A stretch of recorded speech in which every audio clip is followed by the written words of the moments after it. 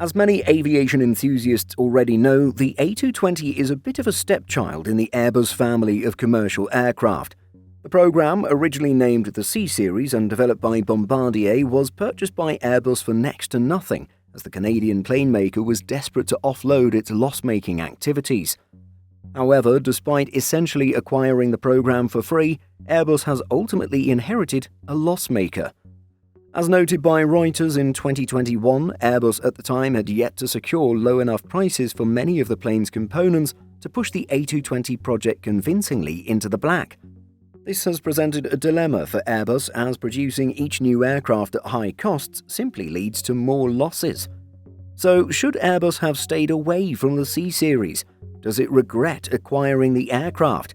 We take a look at the pros and cons of Airbus's move for today's video. Let's first look at the drawbacks and negative consequences of acquiring the aircraft program from Bombardier. The key drawback is that the A220 has been a loss maker for Airbus. Going back to the aforementioned Reuters report from 2021, Airbus chief executive Guillaume Faury had been seeking cuts of 20% in the cost of major components.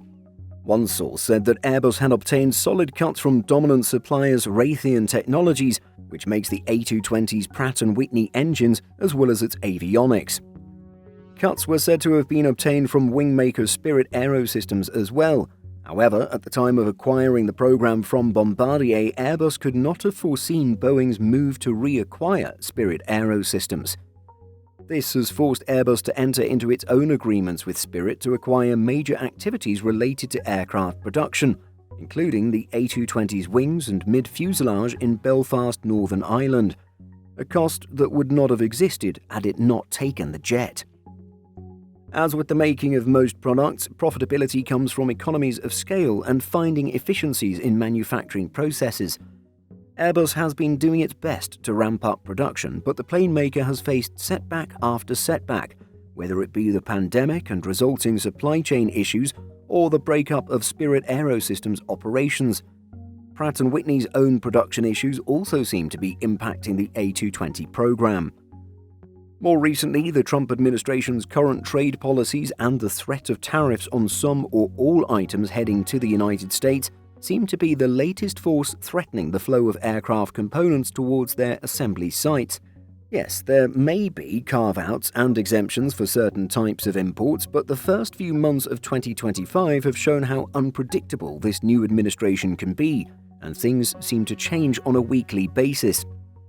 Some industry commentators have even said that the A220 is pulling Airbus's focus and resources away from other programs that provide greater returns, such as the A321 and A350.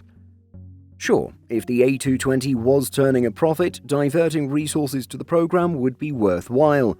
However, with the current state of the program, one can't help but wonder if Airbus might be making more progress with the development of other commercial aircraft without this acquisition. Could we have an even longer A321 by now, or a further stretch of the A350? We'll never know. And finally, while Airbus wades through all of these challenges, it's notable that the A220 is in a league of its own, and not in a good way. Airbus has something called Mixed Fleet Flying, or MFF. It's unique to pure Airbus aircraft and is the result of flight deck and aircraft control systems commonality, enabling pilots to be certified to operate more than one type from the Airbus fly-by-wire product line on a regular and concurrent basis.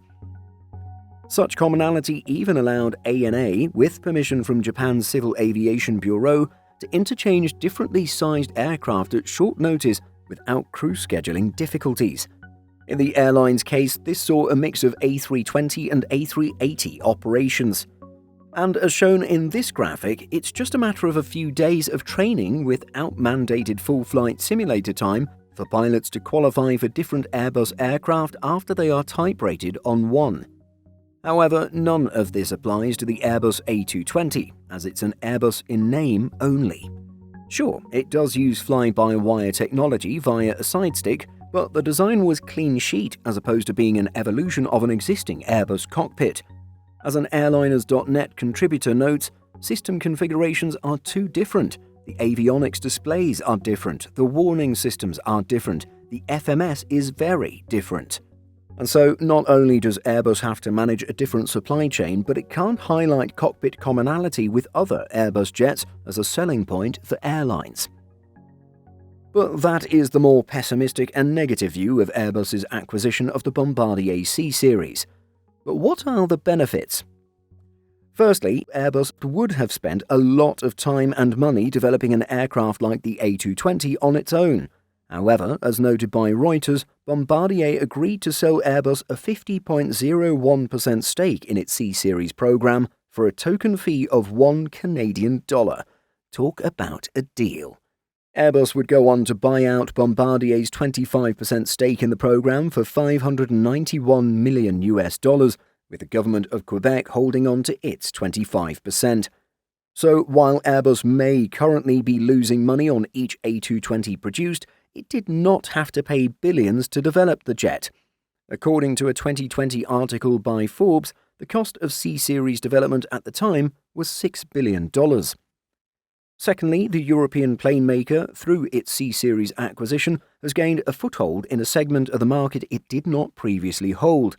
Through the relationships built in selling the A220, the plane maker could eventually develop a popular successor that has more commonality with the rest of the Airbus family. And so perhaps it's not profitable for Airbus now, but it could pay off in a big way further into the future. Finally, getting to that all-important break-even point is not that far away in the grand scheme of things. As reported by Leham News, when Bombardier still owned the C-Series, an insider said it would take 1,200 sales to reach break-even. At the time of making this video, over 900 have been ordered. The website noted that a quote-unquote normal airplane program will target sales of 400 airframes for break-even. However, the C-Series/A220's break-even point is higher due to the billions of dollars in cost overruns. In 2023, Quebec's economy minister said that he expected the A220 program to be profitable in mid to late 2026. In the past few years, Airbus executives have stated mid-2020s as the approximate point of breaking even.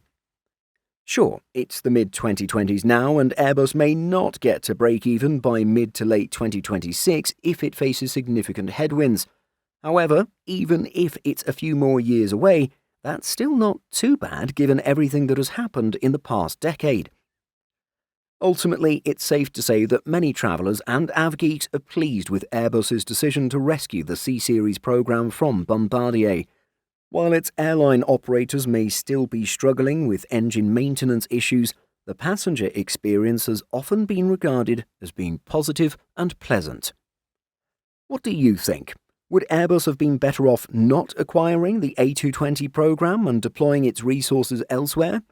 Let us know your thoughts by leaving a comment. Simple Flying publishes over 150 articles every week. If you're looking for the latest aviation news and insights, visit simpleflying.com.